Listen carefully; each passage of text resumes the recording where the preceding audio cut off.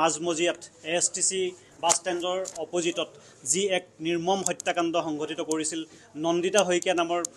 এগৰাকী ছাত্ৰীক যি হত্যা কৰা হৈছিল সেই গোচৰত আজি চূড়ান্ত ৰায়দান মাননীয় আদালতে কৰিছে 21/8/2021 তাৰিখে ৰিণ্টু শৰ্মা নামৰ এজন ব্যক্তিয়ে তিনিজন ব্যক্তিক একেলগে দাৰে হত্যাৰ উদ্দেশ্যেৰে আক্ৰমণ কৰিছিল তেওঁলোকৰে দুজন দেৱ দত্ত আৰু কাশ্মীনা দত্ত সৌভাগ্যক্ৰমে দীঘলীয়া ট্ৰিটমেণ্টৰ পিছত তেওঁলোক আৰোগ্য হ'বলৈ সক্ষম হ'ল যদিও নন্দিতা শইকীয়া 4 দিনৰ পিছতে মৃত্যু খাবতি ল'ব লগা হ'ল আৰু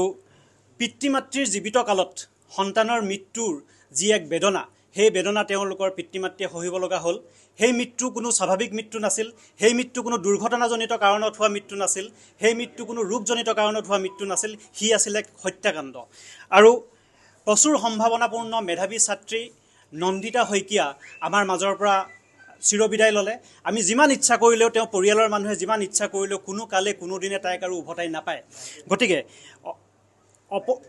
এটা প্ৰচুৰ সম্ভাৱনাপূৰ্ণ প্ৰতিভাৰ শেষ হ'ল আৰু এই যি ক্ষতি এই ক্ষতি কেৱল নন্দিতা শইকীয়াৰ পৰিয়ালবৰ্গৰ ক্ষতি নহয় এই ক্ষতি কেৱল মৰিধল মহাবিদ্যালয়খনৰ ক্ষতি নহয় এই ক্ষতি কেৱল নন্দিতা শইকীয়াৰ পৰিয়ালবৰ্গ আত্মীয় স্বজন বা বন্ধু বান্ধৱীৰ ক্ষতি নহয় এই ক্ষতি এক সামাজিক ক্ষতি অপৰাধ যিমানে গম্ভীৰ হয় যিমানে গধুৰ হয় তাৰ শাস্তিও সিমানে গম্ভীৰ হ'ব লাগে এই উদ্দেশ্যৰে আজি 4টা বছৰে মই নন্দিতা শইকীয়া আৰু তেওঁলোকৰ বাকী দুজন জখমীৰ হৈ পিনে উকালতি কৰি আহিছিলোঁ আৰু আমাৰ উদ্দেশ্য এটাই আছিল যিহেতু অপৰাধ গম্ভীৰ গতিকে ইয়াৰ শাস্তিও হ'ব লাগে গম্ভীৰ আৰু তাৰ পৰিণতিত আজি মাননীয় আদালতে চূড়ান্ত ৰায়দান কৰি ৰিণ্টু শৰ্মাক ভাৰতীয় দণ্ডবিধি আইনৰ 302ত মৃত্যুদণ্ডৰে দণ্ডিত কৰিছে ধন্যবাদ